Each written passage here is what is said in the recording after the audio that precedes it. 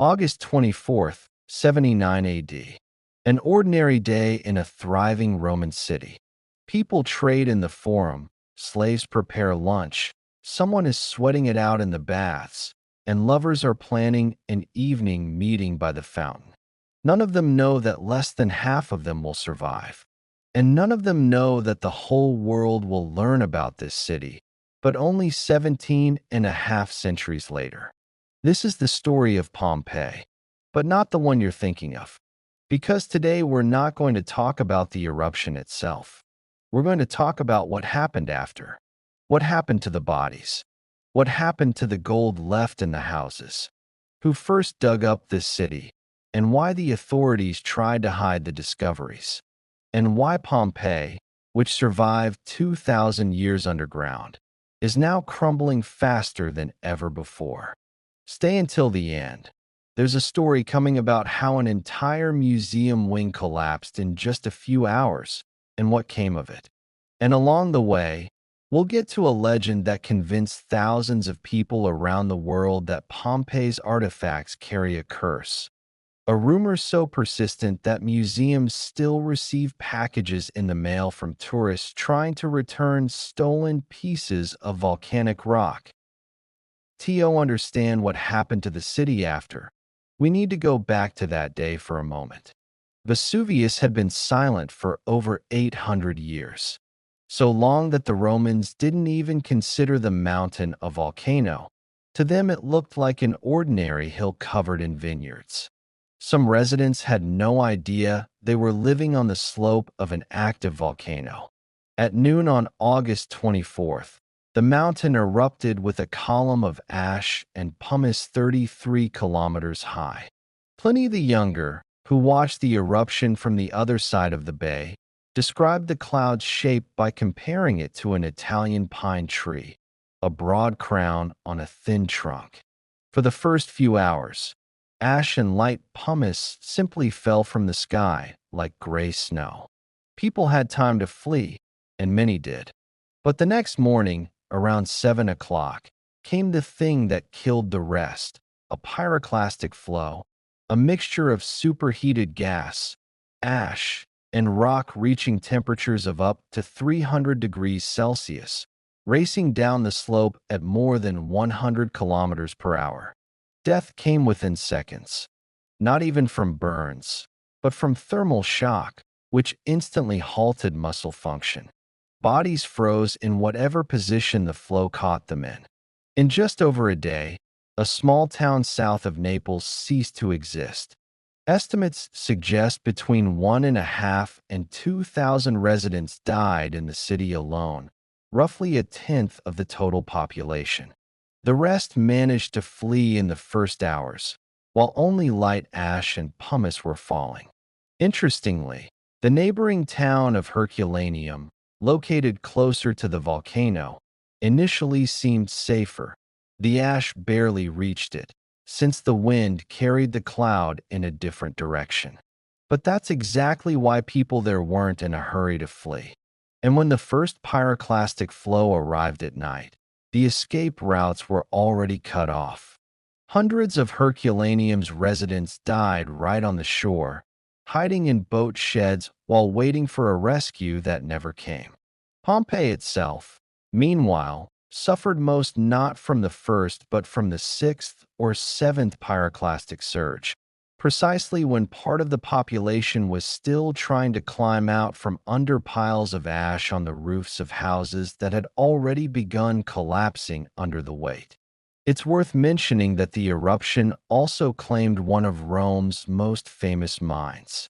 Pliny the Elder, a naval commander and celebrated naturalist, was stationed across the bay when the eruption began. Instead of steering his fleet away from danger, he sailed toward it, partly out of scientific curiosity and partly to attempt a rescue of terrified residents along the coast. He made it to shore near Stabii, but was overcome by toxic fumes and died there, most likely from the very same gases that had already killed thousands. His nephew, Pliny the Younger, survived by staying at a safe distance, and his written account remains the only eyewitness description of the disaster to survive to this day, which is why volcanologists still call this type of eruption a Plinian eruption in his honor.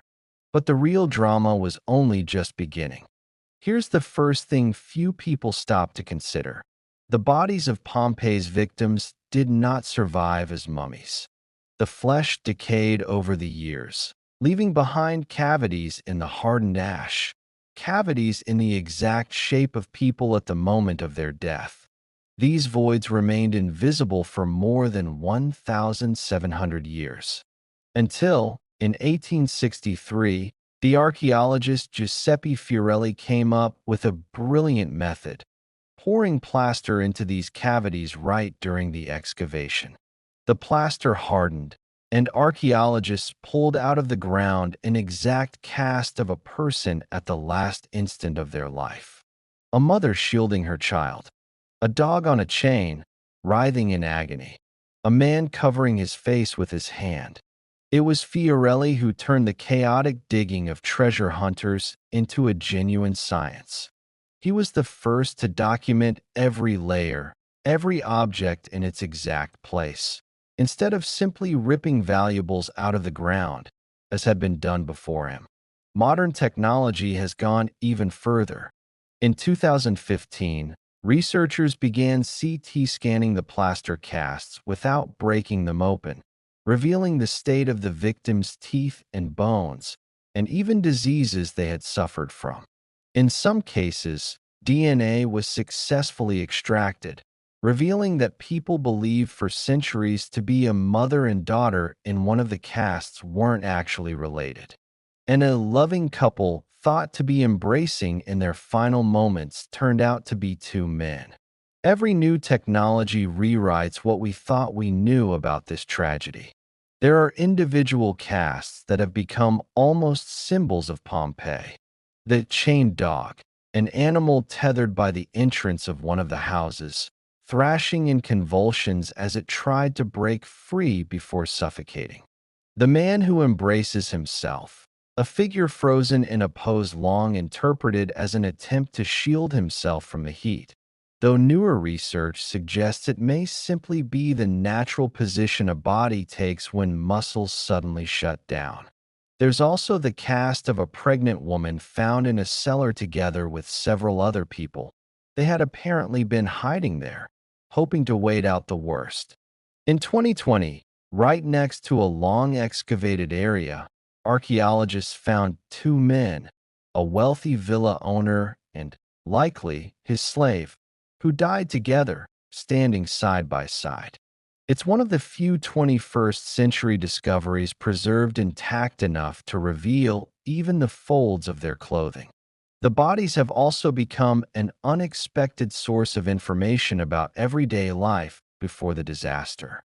By studying bone density and dental wear, researchers determined that most residents had a surprisingly varied diet, rich in seafood and grain, and that dental health across social classes was, on average, better than in many parts of medieval Europe more than 1,000 years later. Studying skeletal remains found beneath the plaster casts has also allowed scientists to estimate the height, age, and even prior injuries of dozens of victims, turning what used to be an anonymous mass tragedy into individual human stories. And now for the most astonishing part. Pompeii wasn't forgotten right away after the eruption. For several years, survivors and looters returned to the site of the tragedy. Some dug tunnels straight through the hardened ash to reach cellars and steal gold, statues, even marble wall facings. On the walls of some houses, archaeologists later found inscriptions and markings, traces of these first excavations, made just a year or two after the disaster. Emperor Titus personally visited the affected region and allocated funds to help nearby surviving towns. But Pompeii itself was never rebuilt. It simply wasn't economically viable. The top layer of earth was too thick, and whatever lay beneath it was considered a total loss. Gradually, the city began to disappear not only physically, but from people's memory as well. One generation passed, then another. The landscape changed. Where the coastline used to be, there were now vineyards on a hill with the odd name Civita, which in the local dialect simply means city. Local farmers knew something lay beneath the ground because they occasionally struck marble slabs with their shovels. But no one suspected exactly what was buried there. Tellingly, even the city's name got lost along with the city itself. Ancient authors had mentioned Pompeii in texts that survived and were known to educated people throughout the Middle Ages and the Renaissance. But no one connected these references to the Civita Hill near Naples. The result was absurd. People knew Pompeii existed from books, while literally walking on top of it, growing grapes, with no idea it was there. More than 1,500 years passed. Before we move on to the rediscovery itself, there's one strange side effect of Pompeii's fame worth mentioning, because it's still happening today. For decades, tourists have taken home small souvenirs from the site. A chip of volcanic rock, a fragment of pottery, a pinch of ash. And for just as long, a persistent legend has claimed that anyone who removes even the smallest piece of Pompeii will be cursed with bad luck, illness, divorce, financial ruin, until the item is returned. The legend isn't ancient at all. It seems to have emerged sometime in the 20th century, likely inspired by similar cursed souvenir stories tied to other famous ruins. But it caught on so strongly that Pompeii's archaeological park now receives hundreds of packages every year, containing rocks, pebbles, and pottery shards, mailed back from all over the world, often together with handwritten letters describing the misfortunes that supposedly followed the theft. Staff have had to set aside a dedicated storage room just for the returned items, since archaeologists can no longer tell which excavation zone most of the returned pieces originally came from. Whether or not you believe in curses, the phenomenon says something true about Pompeii. It's one of the very few archaeological sites in the world where ordinary visitors feel a personal, almost emotional connection to the place, strong enough to mail a rock across an ocean just to make things right. In 1599, the architect Domenico Fontana was digging an underground channel to divert water from the Sarno River. His workers stumbled upon walls covered in ancient frescoes and Latin inscriptions, some of them explicitly erotic. Fontana reported the find, and then simply decided to bury it back. In that conservative era of the Counter-Reformation, displaying such frescoes was considered inappropriate. So the first official discovery of Pompeii ended with it being immediately reburied. Almost 150 more years passed. The real story began not with Pompeii itself, but with the neighboring town of Herculaneum, which perished the same night, but under a different type of flow, dense, almost concrete-like, hardening tougher than stone. In 1738, workers digging a well for the King of Naples, Charles of Bourbon, stumbled upon marble statues. The king immediately grasped the value of the find, not a scientific value, but a political one. Owning ancient artifacts for his palace meant boosting the prestige of the young Neapolitan monarchy among the royal courts of Europe. So the excavation wasn't organized as a scientific project, but essentially as a treasure hunt. The engineer Roque Joaquin de Alcubierre drove tunnels straight through the hardened rock, picking out the most valuable statues and frescoes while destroying everything else without recording it.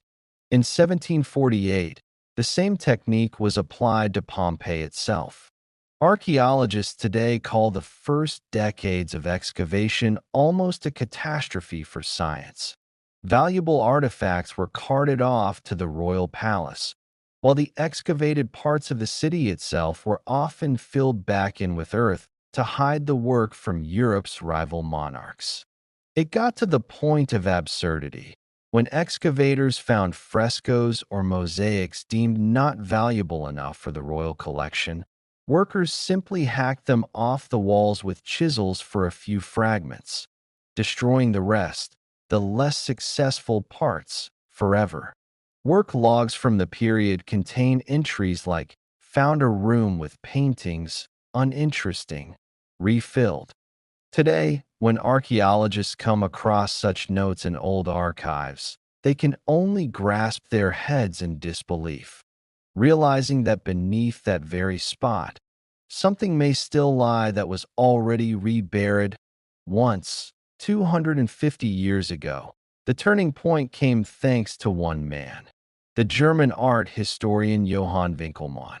He visited the excavations in the 1760s and was horrified by how carelessly the Bourbons were destroying priceless evidence of the ancient world just to grab a few statues for the palace. His publications spread across Europe and effectively founded a new discipline, archaeology in the modern sense, demanding that everything be documented, not just the valuable pieces. But the true revolution, as I mentioned earlier, was carried out by Giuseppe Fiorelli in the 1860s. Besides the plaster casts, he introduced a system for numbering districts, blocks, and houses that archaeologists still use today.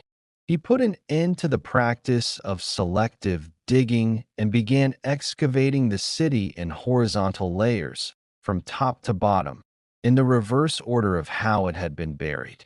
This made it possible, for the first time, to understand the real chronology of the disaster. In the 20th century, the torch was passed to Amedeo Maiuri, who led the excavations for nearly 40 years and uncovered most of the area that tourists see today. But even then, Pompeii was not left in peace. In 1943, during World War II, the Allies bombed the outskirts of Naples in an effort to dislodge German positions there. Several bombs struck directly within Pompeii's grounds. At least 150 structures were damaged, including the famous House of the Faun, one of the wealthiest homes in the ancient city. In 1980, the region was rocked by a powerful earthquake, the same one that devastated part of Naples. Walls that had stood for 2,000 years under the ash, and then another 200 years exposed to open air, began cracking apart. And here we arrive at the most ironic twist of this whole story. Vesuvius did not destroy Pompeii. What nearly destroyed it was us digging it up. As long as the city lay buried under a layer of ash and pumice, it was shielded from rain, wind, temperature swings, and sunlight. The ash effectively preserved Pompeii better than any modern museum ever could. But the moment archaeologists removed that natural sarcophagus, the frescoes, plaster, and wooden structures began deteriorating right before everyone's eyes, from rain, plant roots, tourists, and the simple lack of funding for conservation that on the night of November 6, 2010, after several days of heavy rain, the roof collapsed on a building known as the Scola Armaturarum, the House of the Gladiators, a structure where, according to archaeologists, fighters trained before their appearances in the arena. Walls more than a meter thick simply crumbled within a matter of hours. The collapse happened right as Pompeii was approaching the 250th anniversary of its official excavations. Instead of anniversary celebrations, the Italian press wrote about a national disgrace, years of chronic underfunding and corruption among contractors who took money for restoration work but never actually did it. The public outcry was loud enough that the European Union stepped in. In 2012, the Great Pompeii Project launched with a budget of over 100 million euros, most of it provided by the European Commission itself. The goal wasn't just to patch up what had collapsed, but to build a system of ongoing monitoring, drainage to divert rainwater away from foundations, reinforcement of previously excavated areas, and, for the first time in a century and a half, new excavations conducted with modern conservation standards, rather than simply putting things on display. And here's the most fascinating part. Pompeii still isn't fully excavated today. Roughly a third of the city still lies buried beneath the ash.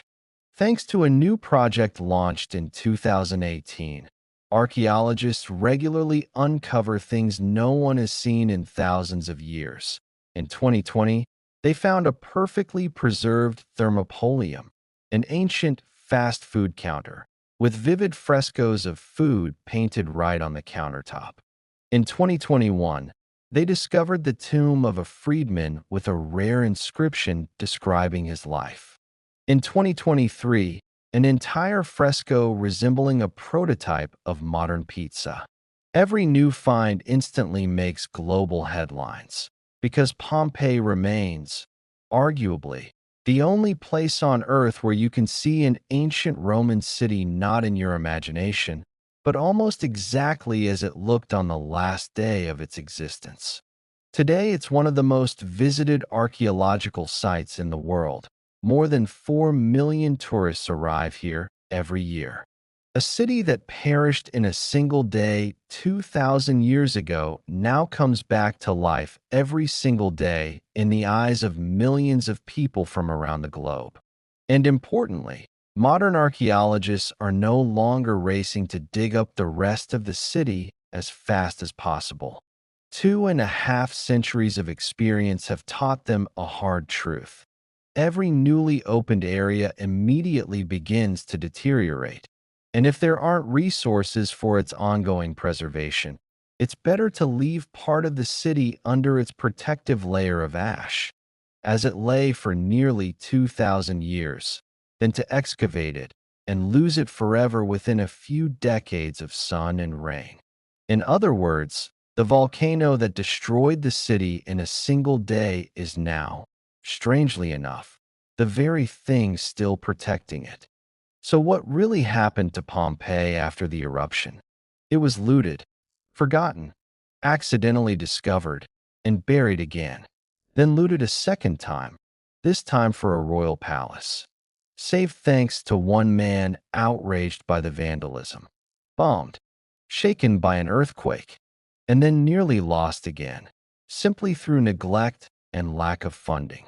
And, if you believe the legend, still capable of striking back at anyone who tries to take a piece of it home. And despite all of that, the city is still here, still telling its story, and judging by how much still remains underground, that story is far from over. If you found this interesting, hit like, it genuinely helps the channel. Let us know in the comments which other lost city or civilization you'd like to see covered next.